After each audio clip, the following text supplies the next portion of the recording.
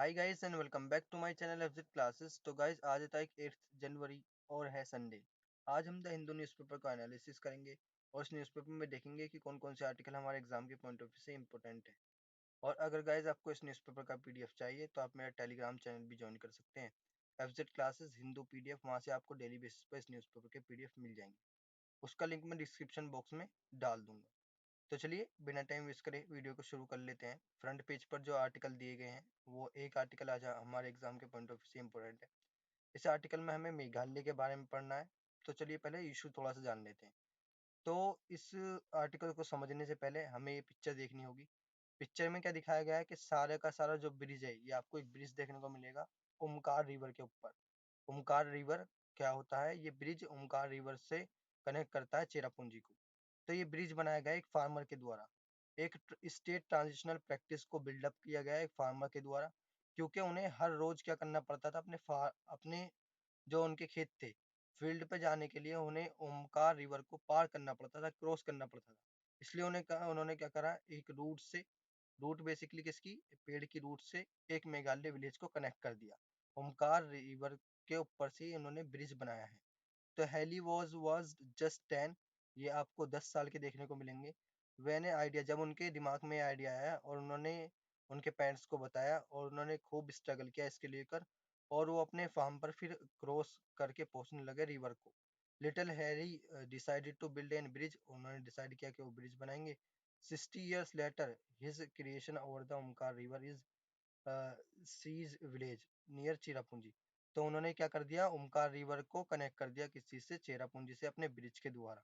आपको मेघालय ऐसा ही सारा देखने को मिलेगा। ज्यादातर आपको मेघालय में जो ब्रिज हैं, जो सड़कें हैं, वो ज्यादातर किसकी देखने को मिलेंगी, रूट्स की देखने को मिलेंगी। और वहां पर आपको ग्रीनरी फॉरेस्ट भी बहुत ज्यादा देखने को मिलेगा। अब हमने इशू तो जान लिया, अब इस आर्टिकल में हमें क्या पढ़ना है, थोड़ा मेघालय के बारे में पढ़ना है। क्योंकि स्टेट्स जो है इंडियन स्टेट, ये इंडियन स्टेट में एक नॉर्दर्न स्टेट है, नॉर्दर्न ईस्टर्न स्टेट है। तो स्टेट बहुत इंपॉर्टेंट होते हैं हमारे एग्जाम के पॉइंट ऑफ व्यू से इम्पोर्टेंट। मेघालय की बात करें तो ये एक स्टेट है in the northern eastern India. Meghalaya form हुआ था 21 जनवरी 1972 by carving out two district. दो डिस्ट्रिक्ट को कर्व करके इसको बनाया गया था from the state of Assam. वो डिस्ट्रिक्ट कहाँ से ली गई थी, असम के स्टेट से।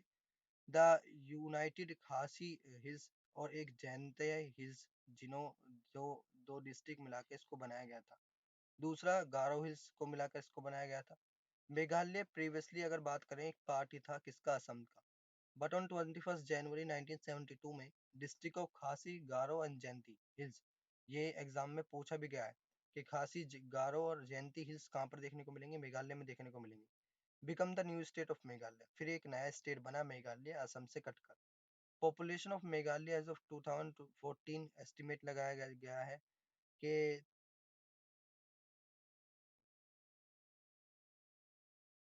32,11,474 आपको देखने को मिल जाएगी।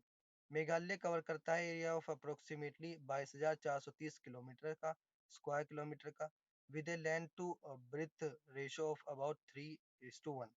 State is bound to south by Bangladesh. तो साउथ में स्टेट किससे बाउंड करता है, किसकी बाउंड्री से मिलता है, Bangladeshi. Division of an Mymensingh and Sylhet. To the west by Bangladeshi division of Rangpur. And to the north में किससे मिलता है, इंडियन स्टेट ऑफ असम से। कैपिटल ऑफ मेघालय आपको शिलोंग देखने को मिलेगी। ब्रिटिश रूल के दौरान इंडिया के अंदर ब्रिटिश एम्पीरियल अथॉरिटीज ने इसको निकनेम दिया था स्कॉटलैंड ऑफ द ईस्ट। तो इसका निकनेम क्या था जो ब्रिटिशर ने दिया था, Scotland of the east. East का स्कॉटलैंड, जो आपको यूके में देखने को मिल जाएगा। इंग्लिश यहाँ की ऑफिशियल लैंग्वेज है मेघालय की। Unlike many Indian states, Meghalaya एक हिस्टोरिकली फॉलोड करता है matrilineal system where the lineage and inheritance are traced through womens. तो इनहेरिटेज और वहाँ के जो लीनेज है, वो जो आपको एंसेस्टर देखने को मिल जाएंगे, वो ट्रीट किए जाते हैं through women's. Youngest daughter inherits always, मतलब जो यंगेस्ट डॉटर होती है उसको सारी की सारी वेल्थ दी जाती है अपने फादर की। And she also takes care of her parents, और अपने पेरेंट्स की वो क्या करती है, केयर करती है। ऐसे जैसे नॉर्दर्न पार्ट में होता है कि जो सन होता है वो ऐसे केयर करता है और उसको सारी वेल्थ मिलती है, ऐसे वहाँ पर उल्टा है। वहाँ पर डॉटर केयर करती है और उसको ही सारी वेल्थ मिलती है अपने पेरेंट्स की। तो अब हमने मेघालय के बारे में भी देख लिया, अब देख लेते हैं नेक्स्ट आर्टिकल जो हमारे एग्जाम के पॉइंट ऑफ व्यू से इम्पोर्टेंट है।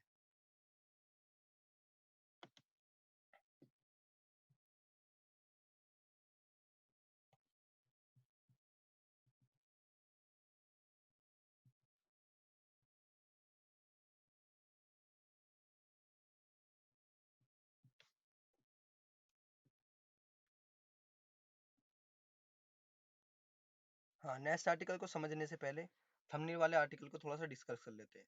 तो थंबनेल आप देख पा रहे होंगे, इसमें लिखा है कि सेम सेक्स मैरिज की जो अभी सारी की सारी जो पिटिशंस है, जो हाई कोर्ट में है, जो डिस्ट्रिक्ट कोर्ट में है, वो सारी की सारी ट्रांसफर कर ली हैं सुप्रीम कोर्ट ने अपनी तरफ। मतलब सुप्रीम कोर्ट अब सारी की सारी पिटिशंस को डिसाइड करेगा कि कौन सी पिटिशन सही है, कौन सी गलत है, और उस पर रिजल्ट भी सुप्रीम कोर्ट ही देगा। अब वो सुप्रीम कोर्ट के अंदर ही ओरिजिनल होंगी, ओरिजिनल जुरिडिक्शन उनका सुप्रीम कोर्ट के अंदर ही चलेगा। तो सारी की सारी जो पिटिशन है सेम सेक्स मैरिज को लेकर, वो सुप्रीम कोर्ट ने अपनी तरफ कर ली है कि उनकी सुनवाई सिर्फ अब सुप्रीम कोर्ट में होगी। अब हमने ये थंबनेल तो देख लिया कि सेम सेक्स मैरिज को लेकर सुप्रीम कोर्ट का आपको बहुत हार्ड वो देखने को मिल जाएगा, एक डिसीजन से देखने को मिल जाएगा, जिसको वो कहता है कि पिटिशंस को सारी की सारी अपनी तरफ ही डिसाइड करेगा कि पिटिशन सही है या गलत है। अब इस आर्टिकल में आप एक चीज देख पा रहे होंगे कि सेम सेक्स मैरिज, तो ये सेम सेक्स मैरिज क्या होता है? सेम सेक्स मैरिज, इसको हम गे मैरिज भी बोलते हैं, एक मैरिज है two peoples of the same sex और जेंडर, दो लोग जो सेम सेक्स के हों या जेंडर के हों। फॉर एग्जांपल जैसे लड़का लड़का शादी करें या फिर गर्ल्स गर्ल्स शादी करें। एज ऑफ 2023 में marriage between same sex couple is legally perform and recognized in 33 countries. तो 33 कंट्री ऐसी हैं जिन्होंने सेम सेक्स मैरिज को क्या करा है, लीगली क्या करा है, पूरी तरीके से रिकॉग्नाइज कर लिया है। लीगली ये क्या है, रिकॉग्नाइज है उन कंट्रीज में। constituting some 1.35 billion people, 17% of the world population, with the most recent being Mexico। तो सबसे ज्यादा कहाँ पर रहती हैं सेम सेक्स मैरिज, सबसे ज्यादा कहाँ पर होती है, मैक्सिको में। इन अंडोरा में a law allowing same sex marriage will come into force on 17 February 2023। तो 17 फरवरी 2023 को क्या होगा, इंडिया में भी ये लॉ आएगा सेम सेक्स मैरिज को लेकर, जब हम उसको लॉ को डिस्कस करेंगे। दूसरी बात करें तो adoption rights are not necessarily covered. तो इनको लेकर क्या है, अडॉप्शन राइट्स इनको लेकर कवर नहीं है। अगर कोई वो करता है, सेम सेक्स मैरिज करता है, तो उसको लेकर अडॉप्शन राइट्स उसको नहीं मिलेंगे, मतलब वो किसी बच्चे को गोद नहीं ले सकता। Through most state with same sex marriage allow those couples of jointly adopted as their married couple can. In contrast, 34 countries as of 2021 have definition of marriage in their constitution।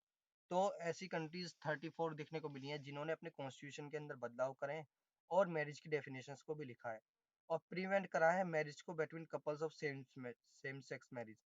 Moss is enacted in recent decade. तो मॉस को किस में enact किया गया है, recent decade में, मतलब इन्हीं 10 सालों में इनको क्या किया गया है, मेंशन किया गया है एज ए प्रिवेंटिव मेजर्स को लेने के लिए।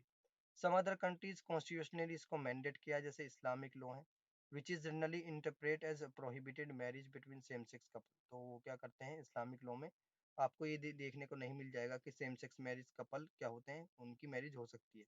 इन six of the former and most of the latter homosexuality itself is criminalize. तो होमोसेक्सुअलिटी आपको क्या देखने को मिलेगी, क्रिमिनलाइज देखने को मिलेगी। There are records of marriage between men dating back to the first century. तो फर्स्ट सेंचुरीज में भी ऐसी मैरिज हुई है। इन द मॉडर्न इरा में भी first civil government to knowingly issue a marriage license to a same-sex couple was Blue Earth County, Minnesota US. तो सबसे पहले सिविल गवर्नमेंट ने कहाँ की ने, मिनिकोस्टा अर्थ, आपको ब्लू अर्थ काउंटी देखने को मिल जाएगा यूएस के अंदर, उसने इसको किया गया था, लाइसेंस दिया था। लीगली उसको रिकॉग्नाइज किया गया था large majority of the world's में developing democracies, while it is not in all of the world's Islamic politics. तो ये इस्लामिक पॉलिटिक्स में बिल्कुल भी आपको नहीं जायज़ देखने को मिल जाएगा। And most Marxist Leninist countries में भी आपको क्या देखने को मिल जाएगा, जायज नहीं देखने को मिल जाएगा। अब हमने सेम सेक्स मैरिज के बारे में भी देख लिया, आप देख लेते हैं नेक्स्ट आर्टिकल जो हमारे एग्जाम के पॉइंट ऑफ व्यू से इम्पोर्टेंट है।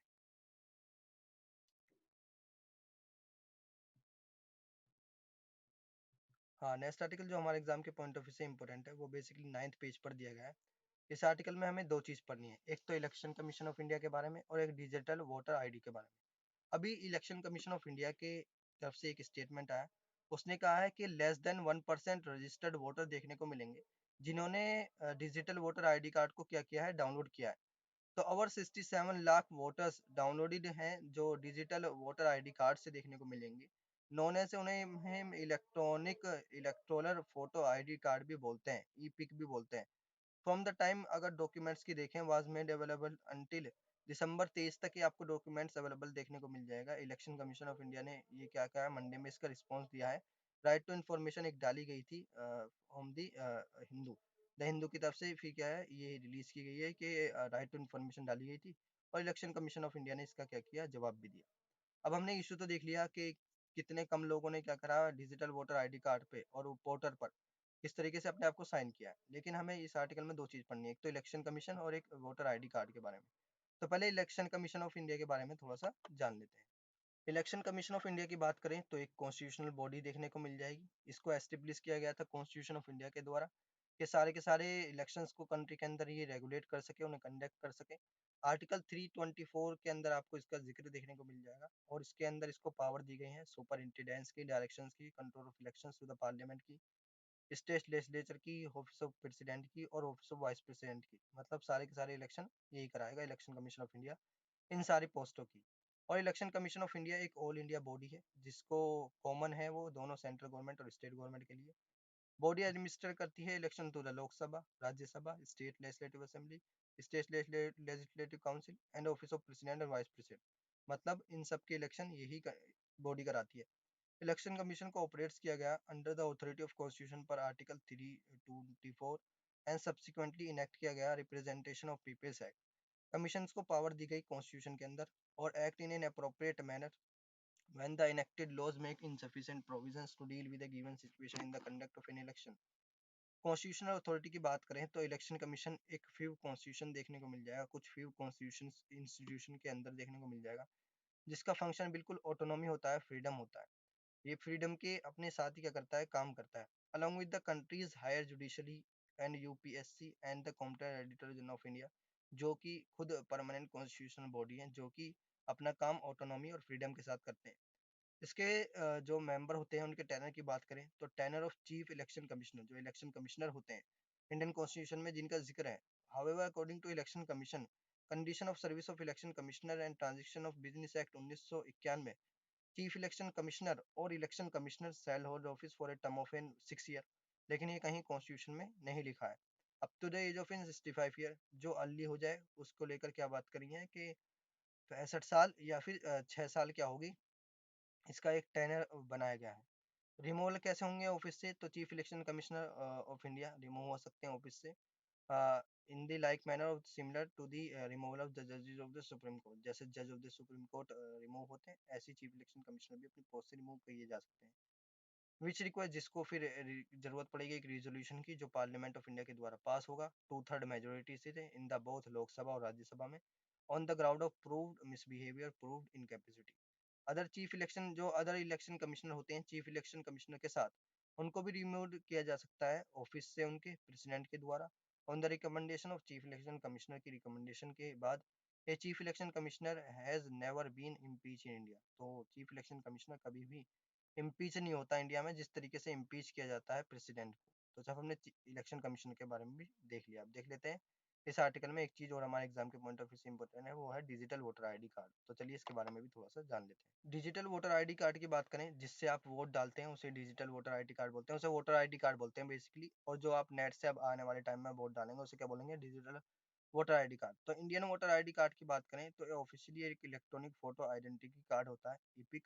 एक आइडेंटिटी डॉक्यूमेंट होता है जो इलेक्शन कमीशन ऑफ इंडिया क्या करती है, उसको इशू करती है अडल्ट डोमिसाइल्स के लिए, जो इंडिया में अडल्ट रह रहे हैं उनके लिए, हु हैव रीच, जो एज तक पहुंच चुके हैं 18+ वो हो चुके हैं, उनको लेकर सिर्फ ये रिलीज होता है, इशू होता है। विच प्राइमरी सर्व करता है एक आइडेंटिटी प्रूफ है एक इंडियन सिटीजन्स का। तो एक आइडेंटिटी प्रूफ भी देखने को मिल जाएगा जो वोटर आईडी कार्ड होता है इंडियन सिटीजन्स का। while casting their ballot in the country's municipal, state and national elections, जब उनकी कास्टिंग होती है बैलेट में in the countries municipal elections में, स्टेट इलेक्शन में और नेशनल इलेक्शन में, तो ये सर्व करते हैं general identity, address and age proof for their purpose such as buying a mobile phone, SIM card और अप्लाइंग फॉर इन पासवर्ड। मतलब इन सब चीज़ों के लिए इंडियन वोटर आईडी कार्ड की ज़रूरत होती है। अगर आप कोई मोबाइल फ़ोन परचेज करें, बाय करें, एक सिम कार्ड बाय करें, या फिर एक पासवर्ड के लिए आप अप्लाई करें। इट ऑल्सो सर्व करता है एक ट्रेवल डॉक्यूमेंट है, ट्रेवल डॉक्यूमेंट है to travel to Nepal and Bhutan by land on air. मतलब अगर आप जमीन या हवा से नेपाल और भूटान में जाएंगे, एयर से जाएंगे, तो आपको क्या देना पड़ेगा, आपको वोटर आईडी कार्ड दिखाना पड़ेगा। इसको हम इलेक्ट्रल्स फोटो आइडेंटिटी कार्ड भी बोलते हैं, इपिक भी बोलते हैं। इसको फर्स्ट इंट्रोड्यूस किया गया था 1993 में during the tenure of the chief election commissioner TN. Seshan. New application और करेक्शन इसके अंदर क्या देखने को मिलेंगे, तो अप्लाइंग फॉर वोटर आईडी और make change in existing voter ID also possible है वाया ऑनलाइन एनवीएस पोर्टल। अगर आप करना चाहते हैं अपने आप को अप्लाई वोटर आईडी कार्ड में उसके अंदर या कुछ चेंज करना चाहते हैं तो पॉसिबल है ऑनलाइन के द्वारा आप एनवीएस पोर्टल से उसको कर सकते हैं। ऑनलाइन प्रोसेस मोर कन्वीनियंट है देन ऑफिस प्रोसेस से। Corrections to existing voter ID card can be done via NYS NVS portal using EPIC numbers. Voter helpline app भी आपको देखने को मिल जाएगा जो ऑनलाइन एप्लीकेशंस को यूज करता है। Applicant does not have to visit the electoral office and online tracking of an application status also possible. Online application process quicker है than the offline process। अब हमने वोटर आईडी कार्ड के बारे में भी देख लिया। अब देख लेते हैं नेक्स्ट आर्टिकल जो हमारे एग्जाम के पॉइंट ऑफ व्यू से इम्पोर्टेंट है।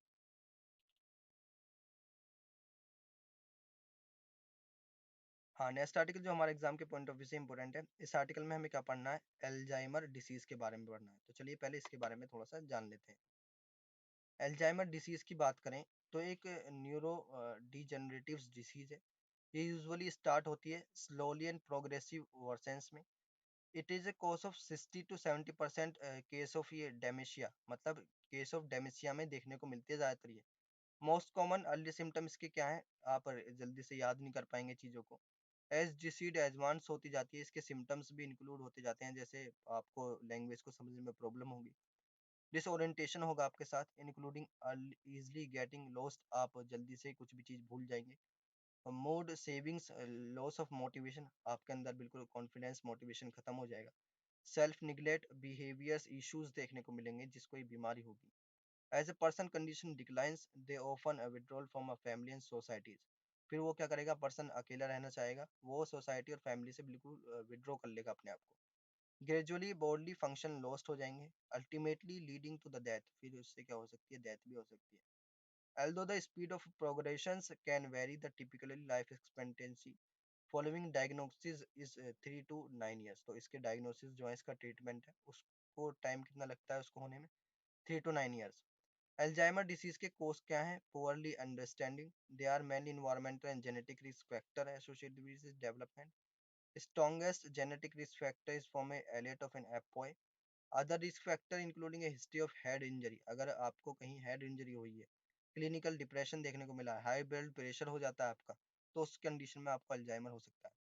Disease process is largely associated amyloids plaque, मतलब क्या होता है कि आपका दिमाग क्या होता है, सिकुड़ सा जाता है, तो एमिलोइड पैलेक की वजह से आपका दिमाग सिकुड़ सा जाता है, उसका स्ट्रक्चर ही बदल जाता है, तो ये उसकी वजह से ही देखने को मिलता है ज्यादातर। Neurofibrillary tangles, loss of neuron connection in the brain, मतलब जो ब्रेन में आपके न्यूरॉन्स देखने को मिलते हैं उनके कनेक्शन बिल्कुल टूट जाता है। A probably diagnosis is based on the history of the illness and cognitive testing with the medical imaging and blood test to rule out other possible causes। तो इसके डायग्नोसिस बेसिकली क्या है, पहले हिस्ट्री देखी जाएगी इलनेस की, आप कब से बीमार हैं, और कोग्निटिव फिर एक टेस्ट होगा, ब्लड टेस्ट होगा, फिर उसको देखकर आपके पॉसिबल कॉसेज बताए जा सकते हैं। इनिशियल सिस्टम्स सिम्टम्स क्या है इसके, often mistaken for a normal aging, examination of brain tissue is needed for a definite diagnosis, but this can only take place after birth। अब हमने अल्जाइमर के बारे में भी देख लिया, अब देख लेते हैं नेक्स्ट आर्टिकल जो हमारे एग्जाम के पॉइंट ऑफ व्यू से इम्पोर्टेंट है। तो गाइज आज संडे था और संडे में एडिटोरियल भी नहीं आते हैं और कम ही आर्टिकल आते हैं जो हमारे एग्जाम के पॉइंट ऑफ व्यू से इम्पोर्टेंट होते हैं। वीडियो अच्छी लगे तो वीडियो को लाइक करें एंड चैनल को सब्सक्राइब करें और इसे अपने फ्रेंड सर्कल में भी शेयर करें जिससे उनकी भी हेल्प हो सके, और कमेंट करके जरूर बताएं कि हम इस न्यूज़पेपर में और क्या क्या ऐड कर सकते हैं। तो चलिए मिलते हैं नेक्स्ट वीडियो में, तब तक के लिए थैंक यू, जय Hind and never give up.